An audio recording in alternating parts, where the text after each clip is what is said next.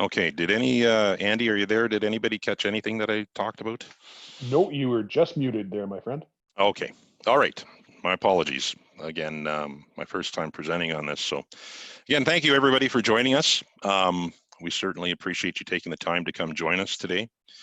My name is Arnold Betsma. I'm a program manager with Energy Safety Canada in Saskatchewan, and and our divisional office here located in Weyburn. Like many of us, we are working from home or working in remote places or working in isolation in our offices. So in order to get the messages out, we're using these virtual meetings in order to relay some messages and get information out to our stakeholders. Today we are presenting on Fit for Duty, Don't Be a Hazard by Mr. Robert Waterhouse. So Fit for Duty is the responsibility of all levels within the workplace, from the employer to the supervisor to the manager and more.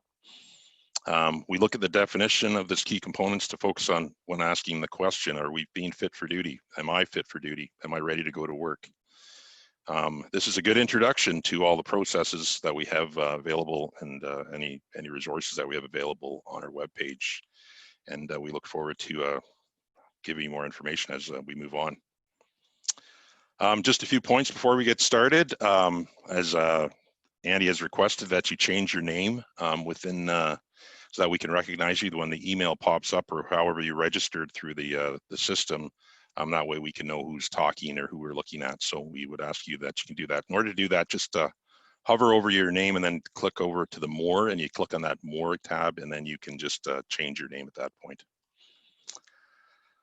We are recording this session, so just so be aware of that, so it is being recorded. So whether we put this on our screen or on our webpage after, we will be posting that information. So moving forward, so as you can see before we get started, so you can see that if you wish to chat, you can ask us questions at any time. So you can hit the chat room, and you'll see, you click on that, and then it'll tell you where you can type in that. You can either go to everyone, or you can just type to individuals that are at the meeting if you have something you want to clarify with them as well. And the mobile app is also on the bottom of the screen. You can see how the mobile app looks so that you can chat or raise your hand and ask those questions as well. So if we see one of the hosts sees you raising your hand, then we'll address that situation. You can also click on the participants to see who's involved if you want some questions in there too. So you can add that information to you. So we'd like to also get to know who is participating in this meeting and how well you can hear and if it's good. So if you can see or hear the presentation clearly, we'd like you to tap on what's happening. If it's a confirmed, then if there's something not quite so good, then one of the hosts will get back to you, and we will try to improve your connection to ensure that you're catching all the information.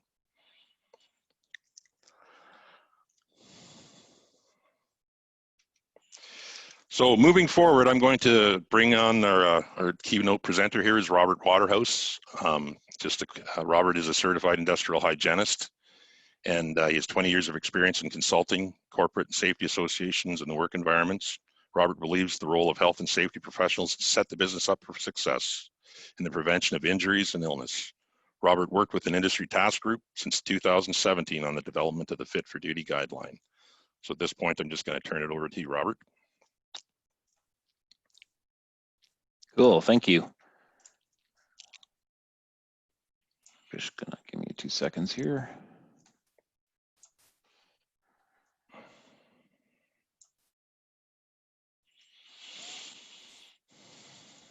All right, Fit for Duty. It's a good topic. So to start off with, this is really about helping people. It's about building capacity in our workers, in our our systems, processes within our organizations. It's about setting workers and companies up for the safe execution of work. And so a couple questions to think about. Do your workers and controls have the capacity to handle a failure? And if you think of a worker that could be getting up, dealing with a family crisis the night before, and what does that look like for you in in the next morning? Do you have to be there? Is it a situation where you can call in and say, you know, I've got this issue going on. I can't be involved in that. What does that look like? Do you have plans for that? Do you have backup personnel that you can sub in for your people, so on and so forth? And that's just one example, and more fatigue related, which lots of people would generally associate with a fit for duty conversation. And then more of a Todd Conklin kind of reference here. Where are your rumble strips? So if you think of a road down the highway, you have rumble strips, and rumble strips are a nice feedback mechanism. They provide, you know, early warning to you that you're straying off the road, and that's a good way for you to basically, you know, get a signal to, hey, you know, move back on the road, and it would be worthwhile to think about that as we go through this presentation, the rumble strips concept as it pertains to workers and fitness to work. You know, as it relates to something, you know, whether it's mind on task and, you know, different stresses and things that we're going to talk about here. Where are those signals? Do you have mechanisms in place to provide weak signals that basically allow for you to be preventative as possible and see these things coming both at the worker level as well as the organizational level? And just last here, this is not about blaming workers. Basically, no one goes to work wanting to get hurt. The reality is that workers at our industry are people, and people are fallible, and people make mistakes. And, you know, there's a range of different things, whether it's, you know, what we call human error, whether it's, you know, things that are maybe more intentional. I mean, there's disabilities and so on and so forth when you get into, you know, alcohol and drug use and things like that. So it's a whole range of different topics that we're going to talk about, and it's about setting up the workers for as much possible success and setting the organization up for success in the management of these things. And these topics are challenging, right? I mean, they involve a lot of different departments in an organization, whether it's HR, whether it's legal, whether it's, you know, health and safety, occupational health, etc. And the reality is that each of these folks basically all need to be working collectively to get together to achieve sort of the desired outcome, which is basically, you know, workers that are fit for duty and no incidents. And that's ultimately one of the reasons we have these conversations is that, you know, the resulting implications of someone who's distracted at work for whatever reason, whether it's they're on some type of substance, or whether it's, you know, that they've got a family issue they're dealing with, or whether it's, you know, other mental health related implications or illnesses. I mean, take your pick, you know, fatigue. There's a whole range of things. And basically at the end of the day, those all lead to decreased performance and ultimately incidents, and are at the root of many of the incidents that we have in our industry. So hence why we're talking about it. So this is my grass story. So what happened here? I guess this is a question for a poll. And some of you might know the answer to this. You've seen me use this picture maybe a couple other times, and I like it. But so if we can pop up the poll right there and basically get people to vote on what happened to Robert's grass. Was it a dog? Was it Roundup? Was it fungus? Or was it motor oil?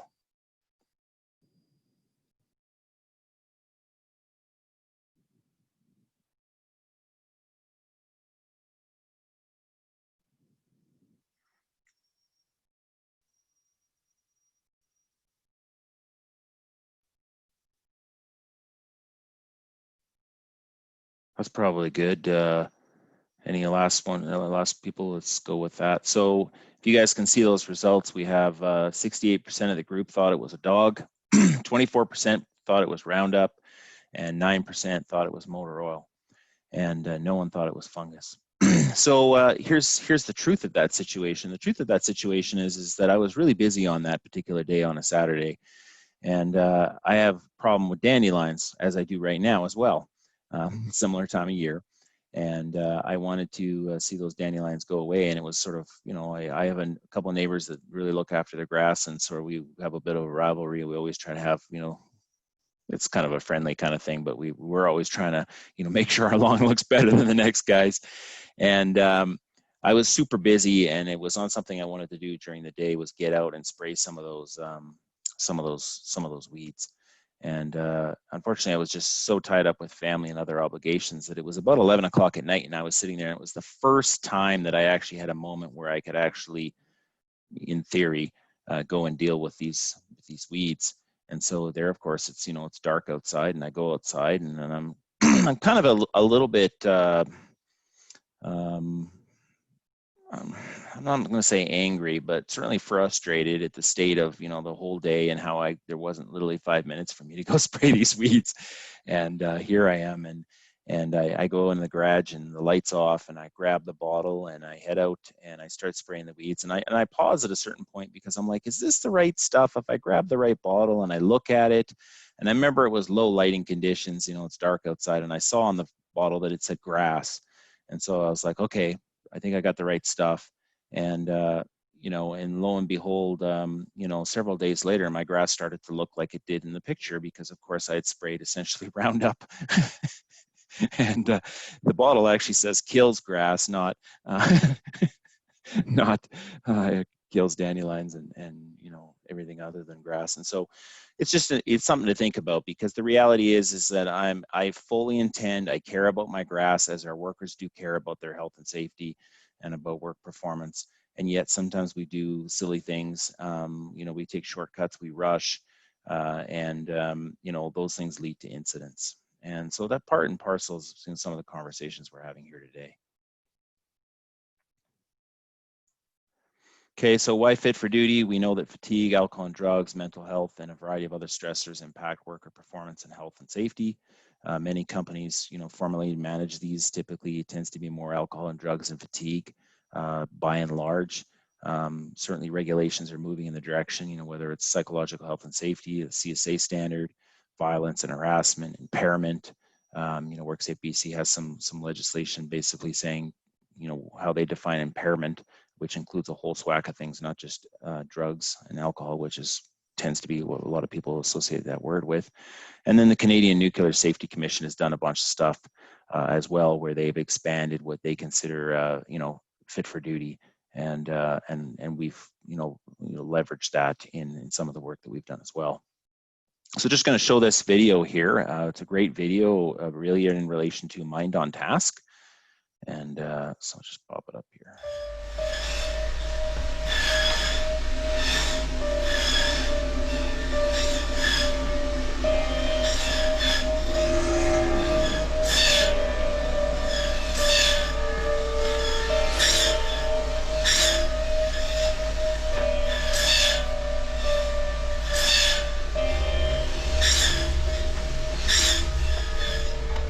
Thank you for seeing us, Doctor.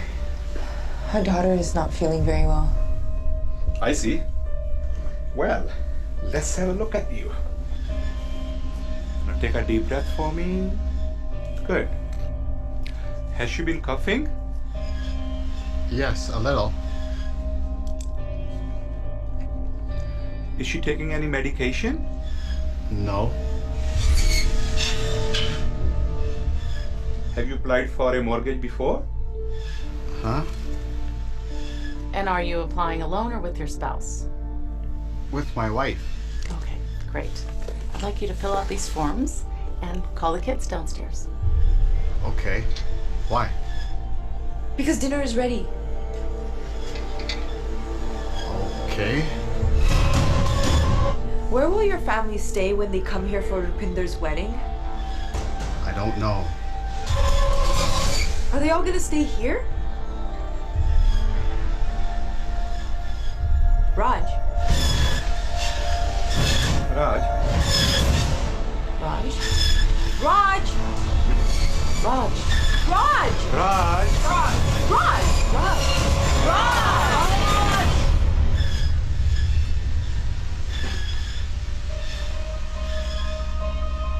Life is full of distractions. Cutting shakes needs all your attention.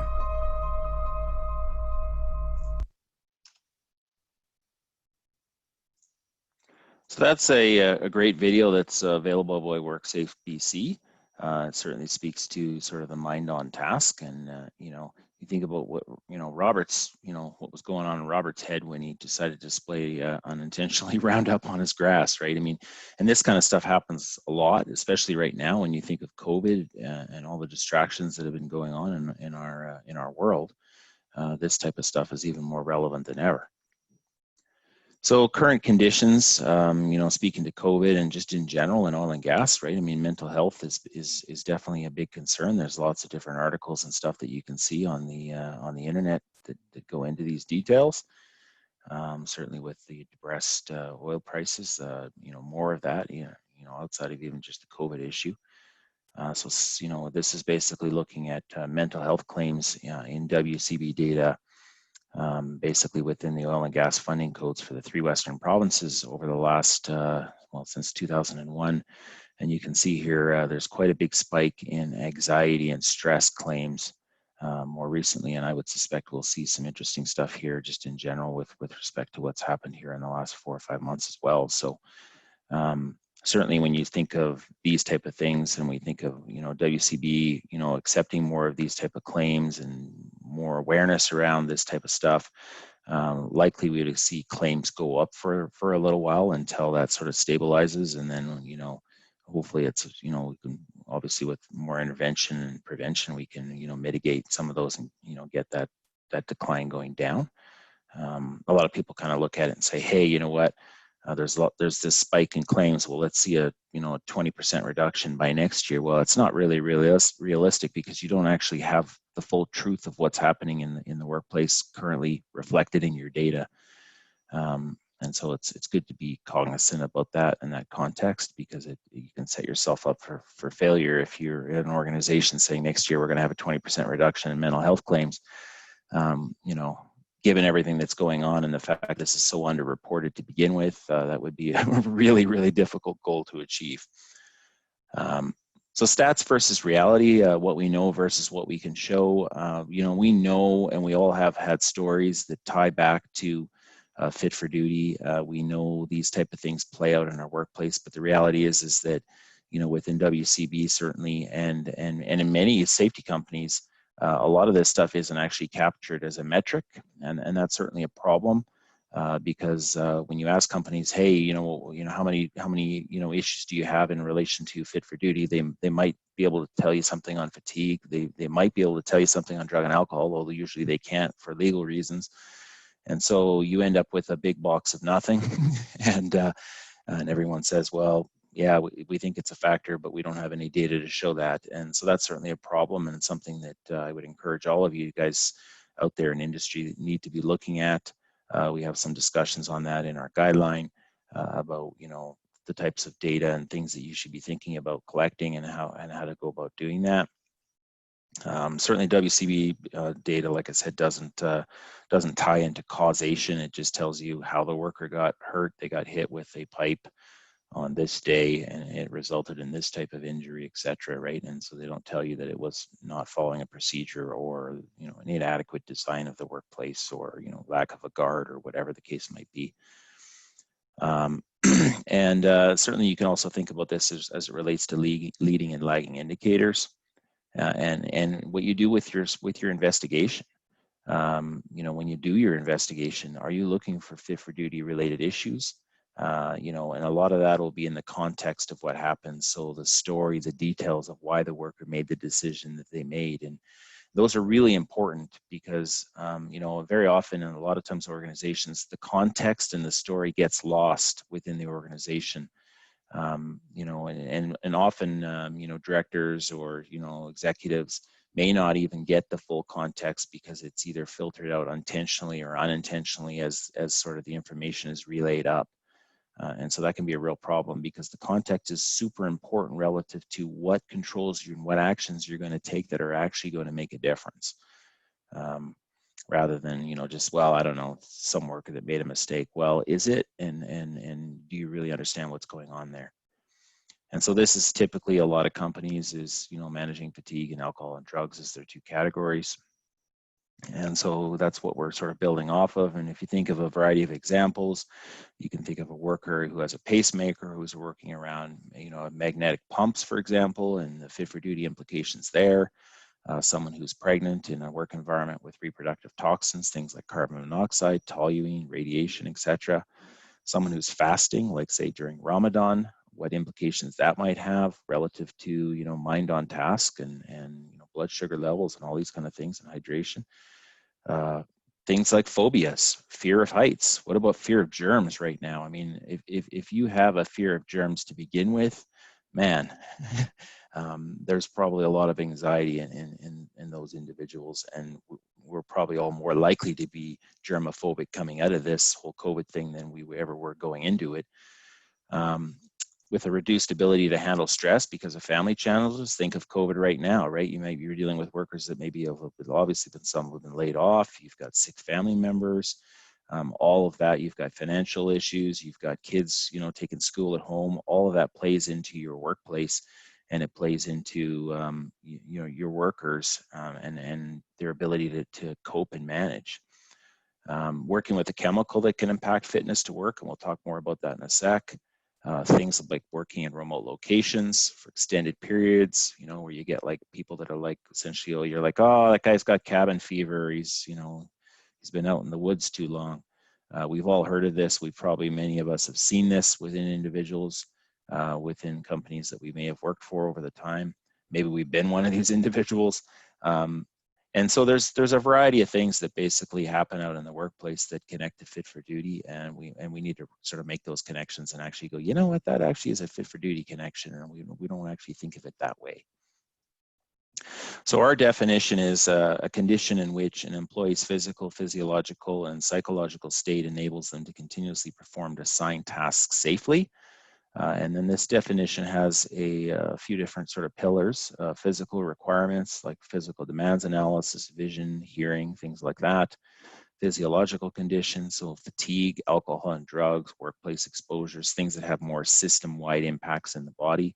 And then psychological commitment, risk tolerance, emotional state, culture, mind on task. There's a whole range of things in there. And keeping in mind that each of these have an impact on your overall sort of body and overall well-being, right? And so it's not that, as much as we say that they're in one category, we recognize that there's a lot of overlap in these things. In a psychological stress, you know, that you have basically anxiety you might have with, say, COVID, it will impact your physiological condition. It can impact your heart rate. It can impact a whole bunch of different metabolic processes. Some of those can then result in, you know, physical, actual, you know, illness. So it's you know, but it's important to kind of think of all these different categories. And so this is our our Fit for Duty sort of umbrella, I guess you'd say, relative to our house on Fit for Duty. And we have at the foundation communication, because one of the things we want people to focus on is to recognize that in the absence of communication, none of this will be successful.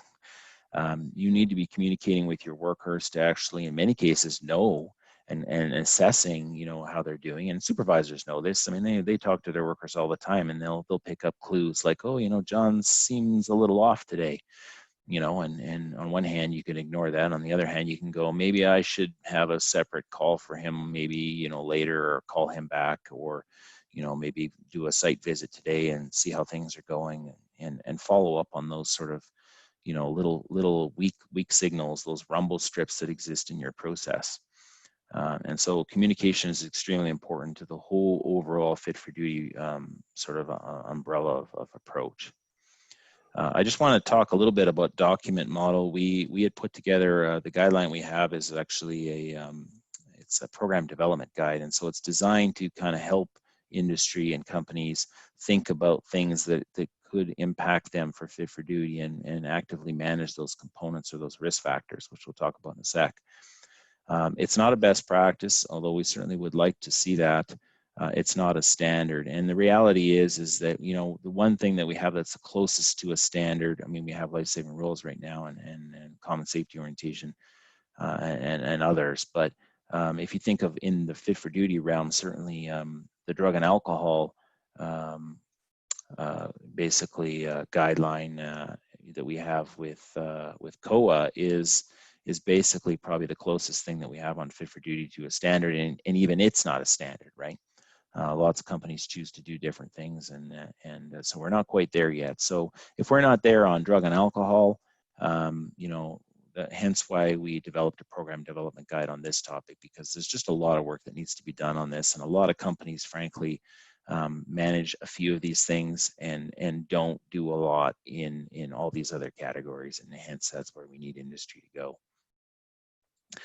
So part of this whole process of developing this this guideline was actually the life-saving rules, and you know, originally when the life-saving rules got created and there was a task group for that, some of the members on this industry members that were on the Fit for Duty guideline group were actually on the life-saving rules as well, and so they were sort of saying, hey, you know what, to that group, you know, the original conversations were around drug and alcohol, and people sort of said, well, you know, we're doing all this work on Fit for Duty, we're trying to expand industry to kind of think about all these other things. Why don't we actually have a Fit for Duty life-saving rule and not a drug and alcohol rule? And so, you know, a bunch of information was conveyed, and everyone, yeah, we can do this. This is a good idea. And so the work of this initial group actually flavored this particular life-saving rule. And so that's just great around the collaboration of different groups working together and coming up with you know, stronger position for both of them. And so this is what's in the life-saving rules. You know, it's slightly different wording than what's in the guideline, but you know, similar about being physically and mentally in a state to perform assigned duties, commit not to being under the influence of alcohol or drugs, and informing your supervisor if you or a coworker is unfit for work. So identification and management of an unfit person. So in the guideline, we basically created this bit categorization of people to, you know, kind of think about the steps you'd go through, and certainly you start off with typically, you know, observation and potentially of an unfit person, right? So you're on a work site and you see someone doing something kind of funny, you're like, well, that seems a bit odd. Typically you would then follow that up with, you know, maybe mentioning something to your supervisor. Hey, like John, you know, you go out to the site, you see John's, yeah, he is off today. He is not his normal self. He's running around. He's obviously really aggressive and angry. He's smashing stuff. He's slamming doors. You know, you let your supervisor know, or some person that's authority. If you are that supervisor, then obviously that's you. The point of, you know, observation and notification. I mean, the next piece is this inquiry and confirmation.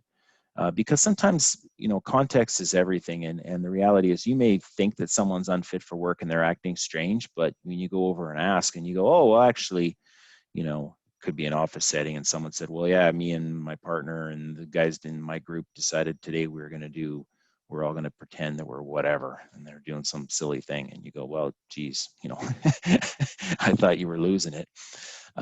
So confirmation and inquiry is always important, because sometimes things aren't as they seem. And then obviously at that point, you're going to refer in accordance with your company policies and programs, and you're either going to have a situation where the worker is in fact fit for work, it's not an issue, or they're unfit for existing duties, and you're going to look at some modified duties, work duty situation, or you're going to have a situation where they're unfit for duty and basically cannot return to work at that time, and manage that accordingly depending on what the situation is. So that's just something that's in our guideline, just to get you thinking about that. I mean, it's not about, you know, ratting on the next person, particularly when you have this inquiry and confirmation sort of piece around. And if you're approaching it from like a caring perspective around, you know, hey, you know, here's this guy, John, he's, you know, you talk to him, you find out that, you know, wow, he's got some serious family issues going on last night. He's not dealing with it well at all. You know, maybe he just needs to take some time off and get his, you know, deal with his family issue, and then, you know, return to work at you know, when he's able to, right? So, you know, and that's where you get into, you know, short and long-term disability and all these other types of programs that are out there for, depending on the company you have and what kind of programs you offer your workers. So when we talk about risk assessment, there's a variety of things, and there's certainly more than what's on here, but these are the categories and things that we put in, some of them anyway, there's more in the guideline, that we felt were significant enough to sort of warrant inclusion. Certainly, obviously, discussions around safety sensitive are, you know, super important. Pre-existing conditions, you know, physical work, driving. Driving is such a big risk factor that we included it specifically, just because it it is associated with, you know, the #1 fatality type in our industry. Fatigue, confrontational work environments, high cognitive demands and pressure, working alone, remote working or living, which may or may not be the same as working alone. So there is some distinctions there. Access to food and water, something that we probably all take for granted, but in the field setting, sometimes this is always not the case. And certainly when you deal with different groups, could be some environmental company going out to basically, you know, 2 workers going out to, you know, I don't know, look for, you know, an endangered owl and see whether it's in this particular piece of land where they're going to build a pipeline or something. And you know, access to food and water and bathroom facilities, that's something most of us take for granted in the office environment. When you're dealing with small, very temporary workplaces, that can be a challenge. And it's something to think about, because those are things that can have very direct fit for duty implications. How many of us have done a job where we thought it was only going to be 3 hours, went out there and found out here we are at 6 o'clock at night, we're still at the work site, and we're going, geez, you know, I didn't have a plan for this, I didn't have a plan for that, I didn't bring water, I didn't bring this, I don't have anything to eat, it's 4 hours to the nearest town, right? These are all things that we and workers need to be thinking about. Violence and harassment are obviously bona fide occupational requirements. And this is, you know, these 2 pieces, safety sensitive, and this piece particularly are very important relative to, you know, if you're going to get into anything that is, you know, a terminable, you know, an offense sort of within the organization that potentially could be connected to your end of employment with them. Requirements need to be connected to actual requirements of work, and not just, well, I think it's a nice thing to have. And then the last is workplace exposures. And so we have a poll question here. How many of these risk factors are you actively managing in your company as it relates to fit for duty? And so let's see what people say. This is totally anonymous, folks, so just put in your stuff. I just want to get a sense of this. You know, if these are things that are on top of mind for you within your management systems, within, you know, the conversations you're having within your company, or not.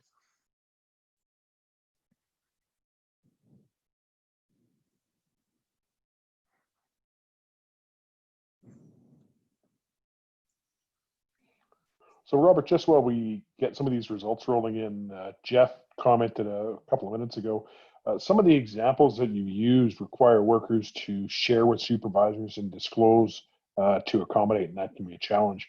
And actually, Rick has responded, and he says, Jeff, it'll take some time and a few trials of the supervisors and their behavioral reactions in order to build that trust of the workers to speak up. It's a cultural change that needs to occur. Yeah, and it's not like we're asking, you know, supervisors to be counselors or anything, but I mean, the reality is we are asking them to actually give a damn about their workers. And I mean, as time goes by, I think people need to have, you know, as much as, you know, there's a lot of reasons, you know, legally and other reasons that kind of convey people away from that. I do think that having, you know, a bit more of a relationship with your worker, you know, is a good thing to have. It allows you to have more than a connection with them, and to be able to get a sense of how they're doing. And we all see this, you know, with our bosses and with our coworkers, you know, we spend time with. We know when things aren't quite right with them. You know, sometimes we'll go and talk about it. Sometimes, a lot of times, people just leave it alone. They go, I don't want to get involved. And I mean, unfortunately, I mean, if you want to stop incidents from happening, I mean, you basically need to get involved. And so it's, how do you do that without creating a whole world of problems for yourself? And how do you set your supervisors up for success in that execution, so that, you know, like Rick was saying, that you can do it and do it successfully without creating other problems for yourself. So to the poll there, it's a great question, good conversation, and there's no easy answer for any of that, other than it's going to take us some work to get there. So many of, 61% said many of these, 9% or, 10% rough, no, 3%, sorry, said none. 25% said they have a few of these, and 11% said all of these. So we still have some work to do as an industry on this topic, to start moving some of this stuff forward.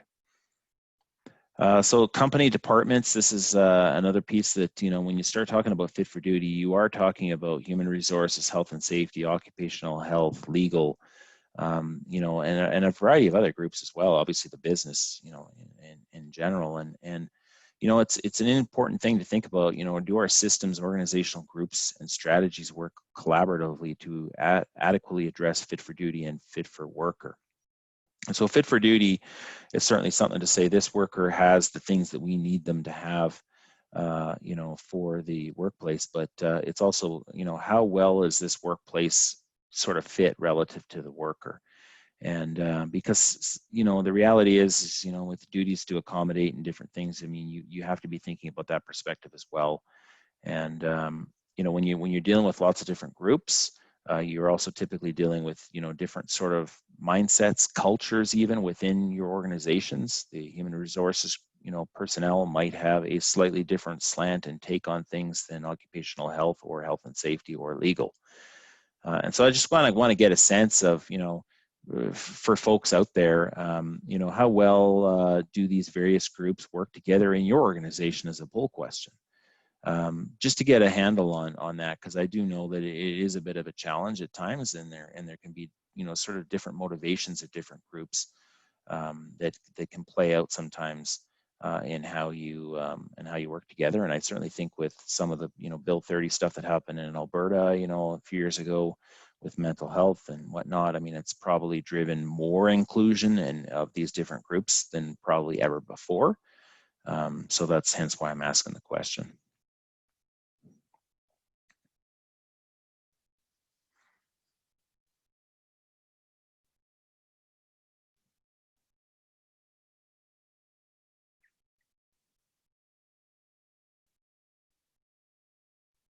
We'll probably stop there, Andy or Arnold.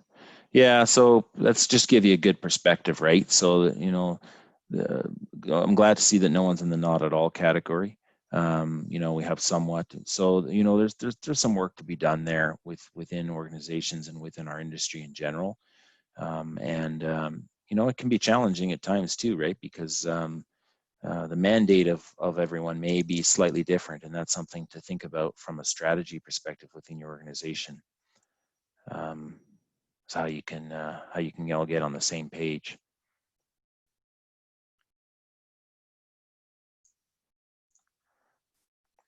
So there within our guideline is a bow tie model. I'm not going to go into much detail on it, other than the fact that we've put bow tie together for fit for duty, thinking about a unfit worker showing up or being present in the workplace as sort of the undesirable event, and thinking about all these stressors or risk factors on the left and different barriers and things you can put in place.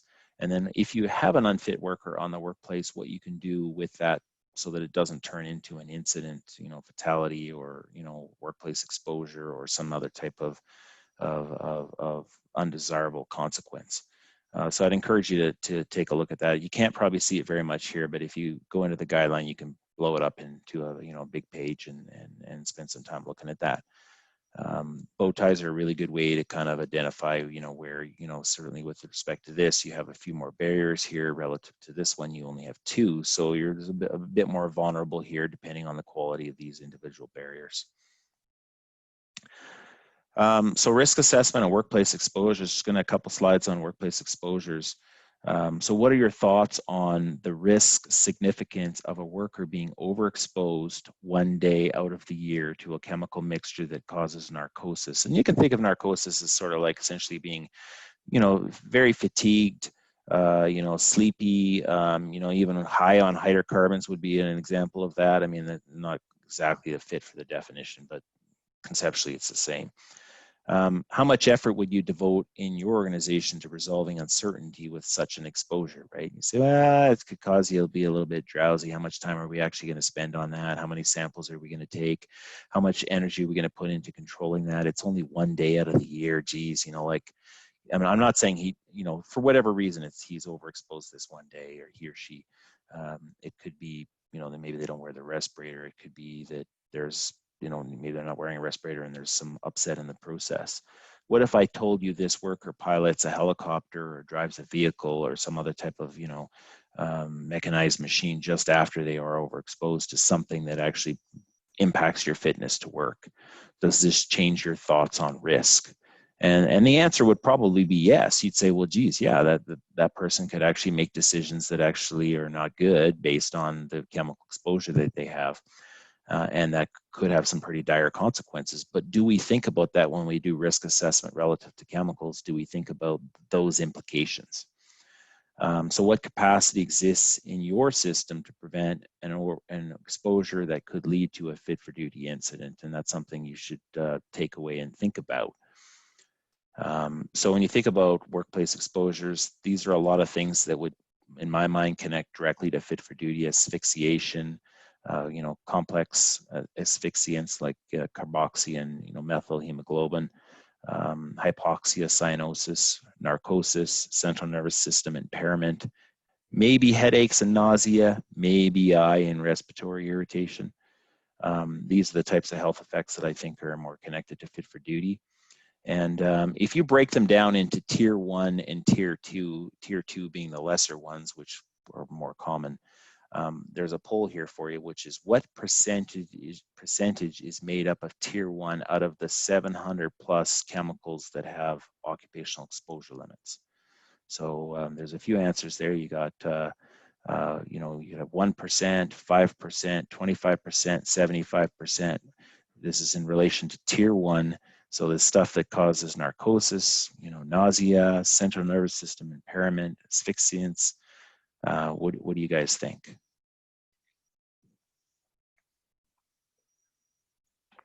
So this is kind of your gut feel. Gut feel. How significant is chemicals relative to fit for duty?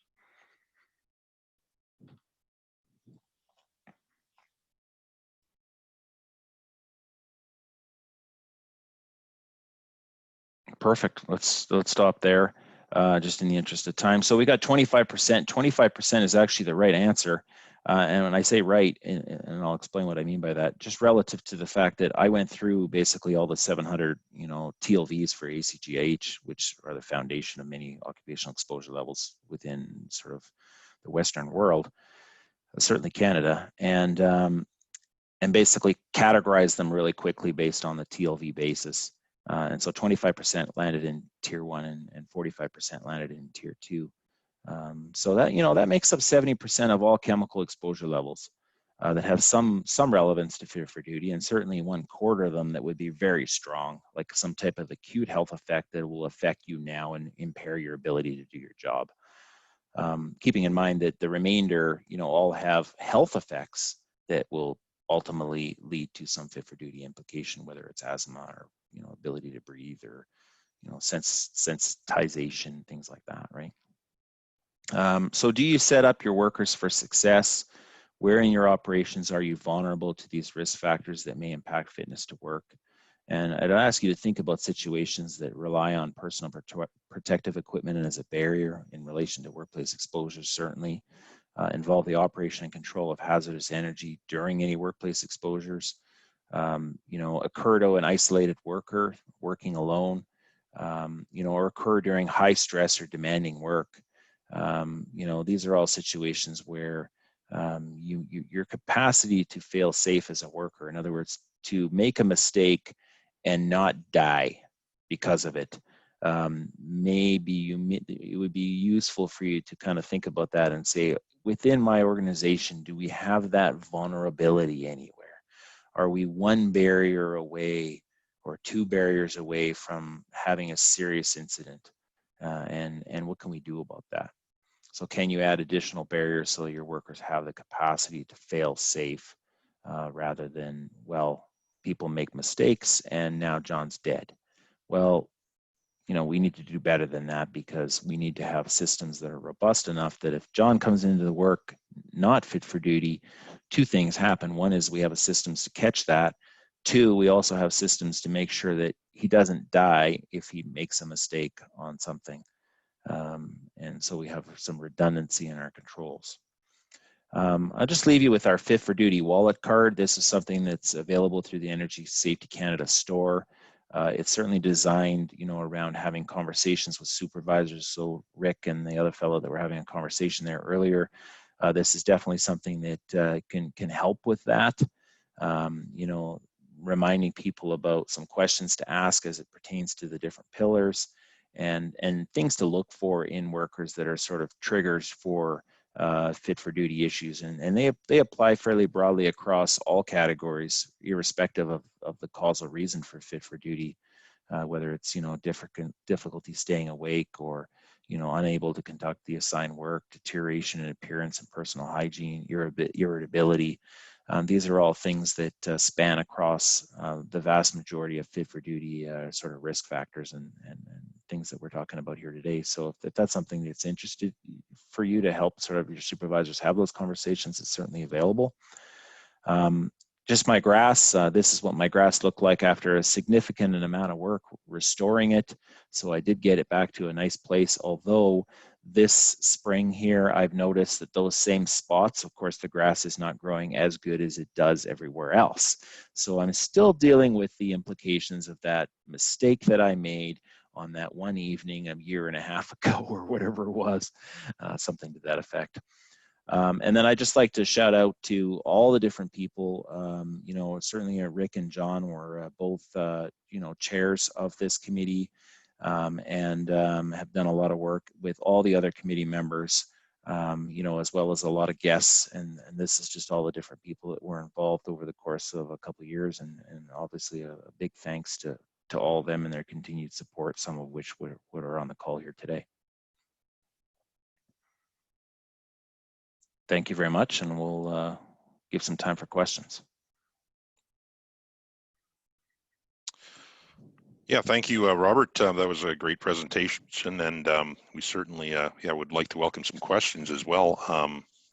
Do we have the right screen up there? Is my screen showing now, Andy? Just to double check here. No, you can share, take that back there, Arnie, just share your screen instead of Robert's. But if anybody has any questions, just enter them into the Zoom group chat. Or if you would like, you can raise your hand and I can hand off the microphone.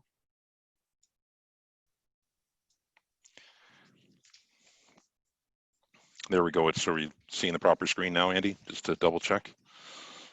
Yep, we've got that. Okay. Just while some people are typing, I'll share a quick anecdote. I had a committee meeting recently, and we had someone who couldn't attend because they were dealing with an incident. The day prior, they had a worker disclose, longtime worker, 25-year plus, that they'd just been diagnosed as diabetic. And sure enough, the next day, that worker passed out and had to be taken to the hospital from the work site. And it was pretty shocking, but that exact example is covered in that fit for duty work that the committee did. Yeah, for anybody that's on there too, if you're looking to where to put that question, just to go down to the bottom of the screen and just go to the chat box there and just type in that question there. And just add to Robert's presentation as well, these cards, these fit for duty cards, certainly if you don't have them, Robert drops them off at the Saskatchewan Safety Seminar and left some with us then. And they are a great reference tool. I mean, they're very simple, just because a lot of times, what are the 3 Ps? How do we deal with this? How do we look after, how do I address these situations? So a supervisor can have this, like quickly get familiar with the terminology again. Be able to address what should I be looking for, how can I, to get that mind going and get that mindset moving. I've got a question though for you, Robert. So what are the most common chemicals that we'd be exposed to, say, number one, in the workplace in the oil and gas industry, and what other areas maybe in a household environment could be affecting our health as far as well, from a fit for duty perspective, I mean, you certainly just hydrocarbons in general will cause hydrocarbon intoxication. So if you're breathing in a lot of, could have, if you think of it as more the acute effects of hydrocarbon exposure, I mean, you could be worried about benzene and the chronic effects of that, developing leukemia, cancer, but the acute effects would be more intoxication right now. So any hydrocarbon exposure that's very intense, short intense exposures can certainly cause that. And there's a gasoline exposure level of 500 ppm for a 15-minute exposure level that's designed to actually prevent those type of health effects. It's not designed to prevent cancer or anything. It's specifically around, developing those fit for duty implications, those health effects. Brake Clean is another product, tetrachloroethylene, that certainly can have fit for duty implications. Carbon monoxide, obviously. So those, any asphyxiant, whether it's simple or complex. So if you're dealing with, oxygen displacement, like, you've got a lot of, methane being released, or if you're dealing with, nitrogen purging and things like that. So those are some pretty good examples that tie back to sort of real world sort of stuff. I see there's a question here about how does this affect companies that are working from home, and how are companies able to monitor this? This is in the whole COVID world. It's a really good question. I think lots of companies are certainly having lots of challenges right now. I think the reality is that relative to the fit for duty card, I mean, one of the things that we wrote in the guideline is specifically being very mindful about, thinking about fit for duty, being mindful about what you do with that information. So for example, I mean, you see a lot of people doing right now where they have these, statements of, I'm trying to think what the term is, but basically you're getting people to sign a document saying that they don't have a fever and they don't have symptoms of COVID, and, so on and so forth. Well, the reality is that will work for a period of time, probably on the order of weeks. Very soon, workers will be ritualized to that process, and they will no longer actually think about what they're doing. And so I would avoid, I'm not saying right now, COVID, yeah, it's complicated. You are better to have one-on-one conversations with workers, back to that communication piece as part of fit for duty, to really be able to assess them as it pertains to fit for duty in general. So as it pertains to working at home, I certainly think companies need to have, ongoing communication with their workforce as much as possible, touch base, touching base with a worker on a regular basis, whether that's, daily or, or weekly, depending on the circumstances, to kind of really keep tabs. And I think HR probably, needs to be doing some of that work as well, is just to say, how's everyone doing? Right? Because you could end up with workers that are in a very interesting headspace that would be very problematic for you, let alone for their own health and safety, but certainly for your business and the damage that may ensue because of that. So it's definitely a challenge. I think we're all trying to figure that out right now. So we have, how do we overcome challenge of ergonomics in construction industry where solutions are minimal or non-existent and have a chronic impact on physical fitness for duty?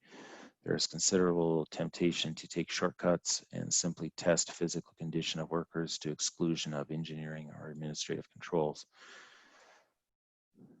Hey, Jason.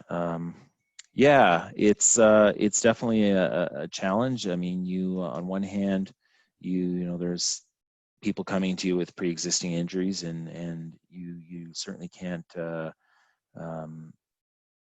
There's some issues there with respect to privacy and your duty to accommodate and not to discriminate against a person because they have some type of physical disability.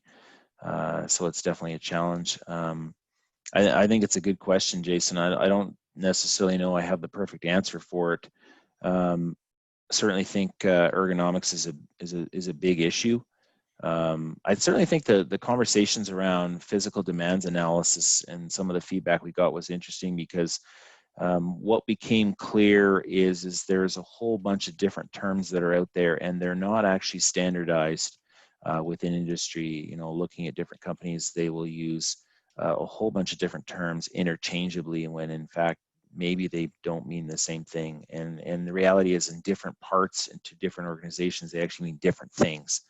And so that's actually a challenge. You can be talking to one of the companies that does a lot of that type of sort of fit for duty assessment work, and different terms actually mean different things to different companies, and you can't even get doctors to agree on some of it. So it's definitely a challenge. I'm not sure if I really answered your question, but Yeah, there's another question in the queue here too as well, Robert, from Jeremy.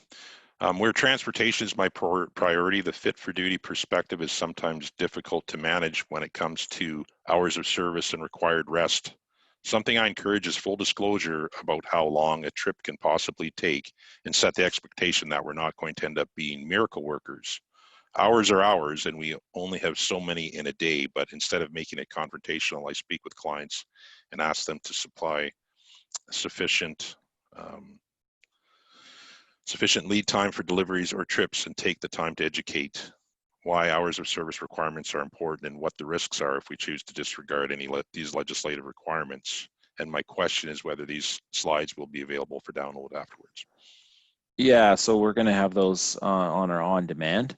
And some of this information is actually already on our Fit for Duty site. Maybe not exactly like this, but there are some toolbox talks, which is an amalgamation of some of this material.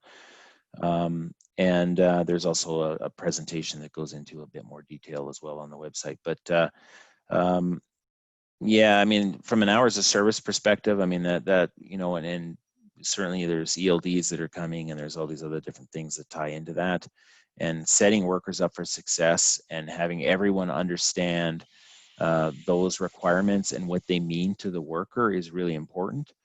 Someone says, "Hey, the job's going long," and you're like, "Well, hey, I've houred out. I can't help you anymore. We need to get a replacement." And so it really becomes a question around logistics and planning. And do you have the capacity in your system to handle a schedule overrun, which are very easy to happen, whether it's, you know, an accident on the road, whether it's, you know, you're sitting there waiting on the freeway for it to be cleared, whether it's a rainstorm or a snowstorm in this northern part of the world. That can all have implications, or just the job is just taking longer than we thought, and there's implications associated with that as well. Okay. And then one more question there. Do you see an intersection or synergy between this initiative and NIOSH's total worker health? And I would answer that yes, absolutely. It's a slightly different viewpoint, but there's a lot of overlap. Okay. Yeah, that pushes us close to the hour of time allotted for this. Certainly we will stay on and take more questions as needed. So, you know, moving forward, just to let you know we thank you again for coming and attending our session. And when we look at what's happening, so we have upcoming webinars that are available as well too. So if you have a look at that slide, you know, there's quite a few coming up through the end of May here. From core to COVID-19 issues and how we're dealing with that. Some of the risk tolerance that's going to be in the human performance. So there'll be some good guest speakers on that later in June. And I know that we are going to run a few more into July a little bit. So all these are available on our webpage if you wish to sign up for those, same way you signed up for this one. And certainly that is the information that is there. So as far as the survey goes, certainly a survey is going to be mailed out to you as well. So we want to make sure that you give us some feedback. We would like to hear what you have to say. And if you haven't got that email, but certainly let us know what your thoughts were. What do we need to do to improve? What topics of interest might be there for you? So if you don't receive that, if you want to jot this down real quickly, the Survey Monkey, the Fit for Duty, and that's the survey. If you need that connection, I'm sure your email will give it to you. So again, I'd like to thank you, Robert, for your presentation. That was fantastic and good information. And again, we'll be staying online for those that wish to ask any more questions. So anyways, everybody stay safe out there and have a wonderful day. Thank you for attending. Thanks, folks.